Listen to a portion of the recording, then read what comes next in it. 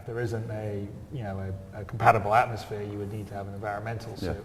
Or perhaps you're in a place that has too much radiation, you need to have some shield from that, or there's really bad windstorms, so sandstorms, so during that you'd have to find shelter. So I mean, we're trying to make like it's systemic, so that when we build the environments, it just works, as opposed to we program specific actions based on you being in this area but not with the right equipment. Like the equipment allows you to survive the environments essentially, and so you should, if you're going to explore, you should probably have the explorer suit. Have the explorer suit, have the land vehicle, all the things that can let you get down close, because like Tony said, there may be cases, which was sort of what we were kind of showing or hinting in the Homestead demo, was that the idea is there'll be areas you will not be able to fly your spaceship to, so you may have to get out on foot or get out and use a ground vehicle, or sometimes you'd have to land and take shelter. So like there's all these great sci-fi movies where you sort of see the approach, like Aliens, and they're going down to Hadley's Hope, and you sort of they go through the buffet of the atmosphere, and so we're all going to try to get all those aspects in there and really give detail to the different locations. So even though we may not have 1 billion procedurally generated moons or planets, we'll have a very large amount of actual planets and moons that have a really well constructed set of environments and ecosystems that should be challenging and interesting to explore. That's the part that is most interesting to me, which is, unlike, even more so than in space, we'll have the capability at a local scale to be able to change the environment such that scanning is more difficult, or force you out of your ship, or finding an area. I mean, planets are enormously large things, and so since we're not going to basically just have the magical button that you can push and all of a sudden things are revealed to you, it's like if you're talking about things hidden in plain sight, just the sheer size of these things, and then once you start to add in forests and mountain ranges and snowstorms and fog and rain. Think how long it's taken us to explore Earth, and there's probably some areas that haven't still been finding pockets of oil and everything else. That's exactly it. Yeah. So there's 7 billion of us here. Hey everybody, this is Minion Soldier, and this is the Piracy Show. Now, the reason why I put that little excerpt from the subscribers town hall is that's kind of a point that I want to come back to when they're talking about missions and having to get out and use ground vehicles because maybe your ship can't fly in an area. That's something that I want to come back to, but it's kind of a two-pronged attack, kind of a two-sided thing that I wanted to talk about. And one of the things I wanted to talk about is the Starfarer. Now, every once in a while, and especially a lot lately, people, the Starfarer's been out in the game for quite a while now. We've had a flyable Starfarer for quite some time. And, it's something that we're used to. It's something that we're comfortable with now. Even though I don't really like the way the interior is laid out on the Starfarer, I've always been very positive on the ship and on its uses in the PU and what I think is going to come out of that down the road once we have systems like a proper cargo system, fueling systems, all that stuff. I think the Starfarer is going to be a brilliant ship. But, lately with the arrival of the Caterpillar, there's a lot of people who either on the forums or even in-game, in chat, who are talking about wanting to get rid of their Starfarers and move up to a Caterpillar because the Caterpillar, it's the new flashy ship that, it's new, and they want it because it looks really cool. Now, if we were talking about other ships like perhaps a Connie or perhaps a Freelancer, I wouldn't think that would be the worst idea ever. I mean, if you can afford to do it, why not? But with the Starfarer, I would hold on to that ship. And I mean, this is coming from a Caterpillar owner. And I would hold on to that ship. I would not get rid of it because I think that the Starfarer is going to be very, very valuable in 3.0 and beyond. And not just in terms of, say, being able to fuel people in space, being able to carry cargo, yada, yada, yada. But I think in terms of ground missions, right now, there's an unappreciated value to the Starfarer as well. Now, a while ago, I was talking about the Caterpillar, and I was talking about kind of my ambitions with the Caterpillar, and I was thinking about, okay, well, what if the Caterpillar, if you can get like a couple of Ursa rovers in the front, and, you know, some dragonflies in one of the cargo modules, maybe, you know, at least 2 of them and 2 more front modules, and then whatever room for cargo and crew, you know, either a crew module and then at least 1 cargo module just dedicated for cargo. So that way you could have, 4 dragonflies and hopefully, maybe, who knows, maybe 2 Ursa rovers in front. And that was that kind of thinking was based off of this piece of concept art here. Now, back when the Caterpillar had a ramp at the front of it, I thought, you know, hey, this, you know, at least maybe 1, possibly 1, but then the Caterpillar has gotten a little bit bigger since even this concept art, so maybe 2 Ursa rovers in the front, because I thought it would be a really good idea to have all that so that you could move a decent amount of crew around to do ground missions and hopefully, you know, get to these bases as we saw in the first planet side demo way back at Gamescom. You know, they're going around and there's all this cargo lying around, and then, you know, the mission ends in the double cross, but there's all this stuff lying around. I was thinking, you know, when cargo actually becomes physicalized and it's not like it is now, like let's say you find the bottles of booze or the cigars or whatnot, and you just grab them and they just disappear into your inventory and you immediately receive credits for them. But when cargo is physical and you have to go out and get it and bring it back, I thought, you know, having a couple of rovers and having some dragonflies would probably be a good idea. Being able to move a whole bunch of people around planetside, and given the distances that we were going to have to carry, I mean, if you look at the demo from Gamescom when they land the Connie on the planet. One sec, let me pull up a map here so you can see it. Okay, so this map is a representation of that mission. So up in the upper left, you have the base where you land, the homestead. The guy lands his Connie there. He pulls out the Ursa rover. He drives halfway. The Ursa rover gets blown up, and then he goes. You know, that's where he finds the dragonfly, and then he goes all the way down to the lower right, where you have the crashed javelin. Now, when you're watching the video, it doesn't look like he travels that much distance, but it's easy to see that, in fact, he did cover a lot of distance and a lot of territory.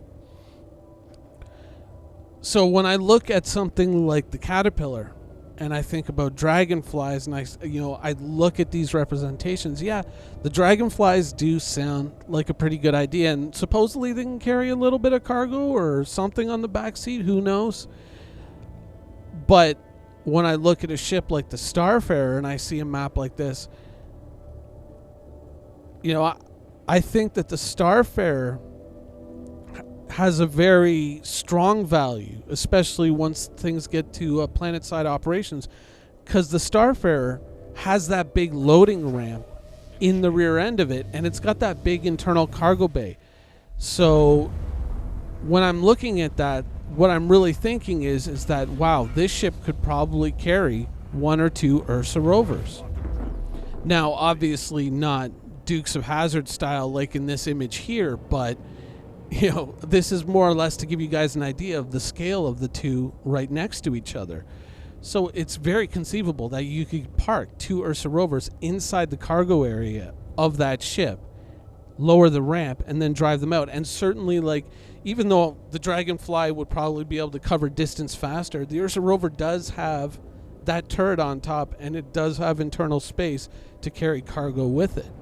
And for missions like that, and for missions into the future where you might be going out to retrieve cargo, I think that the Starfarer is actually a brilliant ship for that. Absolutely brilliant. I mean, think about it. Even if you take those cargo pods, the fuel pods off of it and replace them with cargo pods, there's all the room you need to carry any cargo you could conceivably need or conceivably find. Once you do the mission with those 2 Ursa rovers, it'd probably take a while to fill them all up, but you got more than enough space, and you could probably trade out a few for fuel pods so you can still do the whole fueling thing, but it's all there. You can do that with all the parts that you have with your Starfarer. And that's why, like, if people are sitting there and going like, oh man, I kind of feel like I want to trade my Starfarer for a Caterpillar because the Caterpillar is, it's the new Flash ship. And you're thinking, oh, I really want to get my hands on that. I would say, honestly, in the case of the Starfarer, I would hold on to that ship for 3.0 and see how things play out, because I have a feeling that that's, kind of possibly a not entirely intended feature of that ship, but I think that that's a pretty, pretty strong skill, or not skill set, but just there's so much available with that ship, and it's just, even though I'm not a big fan of the interior of the ship, it does have a wide array of uses, possibly both intended and unintended, that I think make that ship a very strong ship. I mean, even the Gemini, well, I think the Gemini even more so, because it still has that big, strong central cargo area, and the ship does have, some military features to it. It's a bit stronger. I think it's got bigger guns on it. So definitely hold on to those Starfarers. Now, of course, that doesn't mean I'm going to be getting rid of my Caterpillar and switching back to switching to a Starfarer, because obviously, operations like that, I mean, when you saw that Homestead demo, when you saw the guy driving around, of course, his Ursa rover gets ambushed. But would it have gotten ambushed if he, say, had a Caterpillar that landed a recon squad of, scout troops on Dragonfly bike? Now, if you go back to the original Dragonfly write-up, one of the things that they said about it was that the Dragonfly was very low sig on the original sale page when they put it up. I think, what was it, June or July of last year when the Dragonfly went up. And so I think that would be something that I would very much be interested in running, is that recon squad and getting, guys out there on my Dragonfly bikes. And hopefully with this friggin' Nomad set of armor, I want that definitely as like a uniform for the people who are going out and doing the scouting. I guess as long as it's environment appropriate, but that's going to be definitely what I would want to do in that situation, is kind of, put some guys out to do Overwatch and to kind of escort Ursa rovers back and forth from wherever the ship has to land to where they have to go in case there's cargo. But, a lot of this is kind of, a lot of this is just kind of theoretical things that, may or may not exist. But I think that these are all kind of reasonable leaps of logic in terms of what can and will be possible in Star Citizen.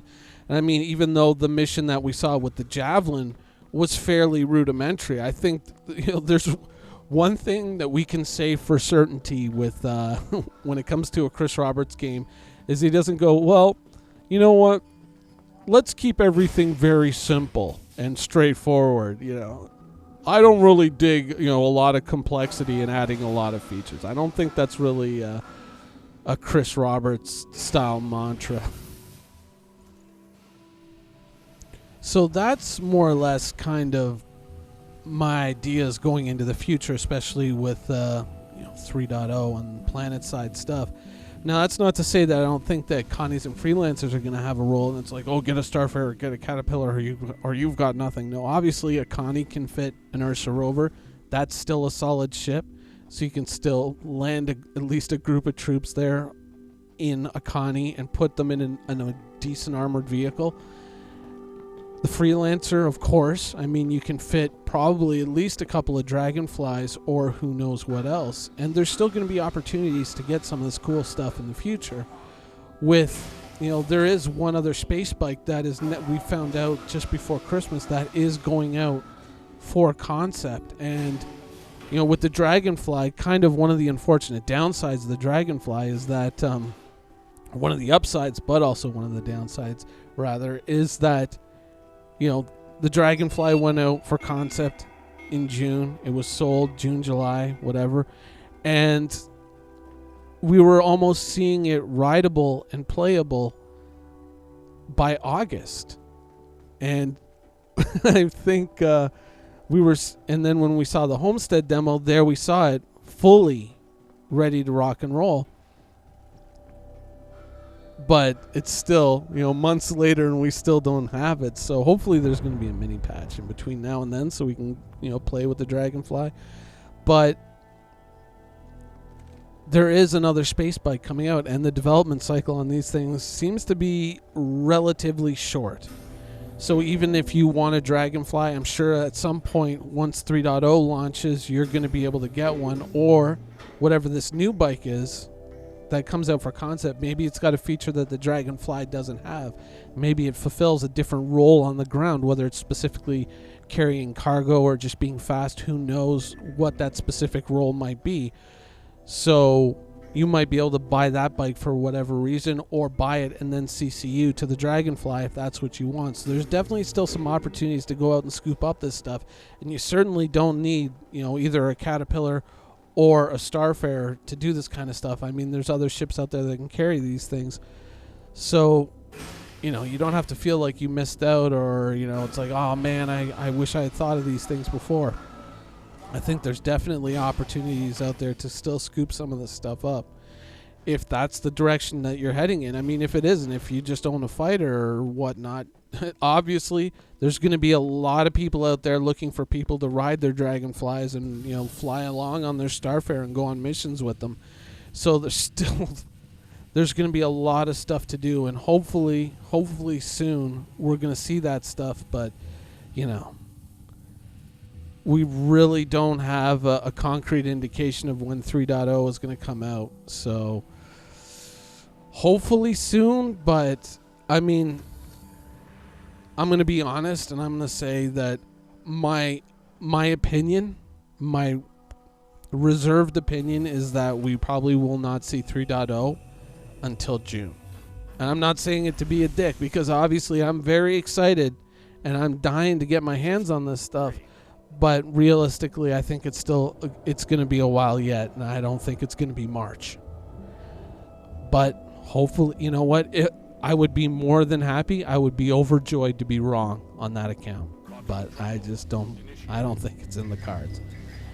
Anyways, hold on to your Starfarers. Don't just trade them because the Caterpillar is the new hotness. Hold on to them, because I think there's going to be a lot of value in that ship that you may not appreciate right away.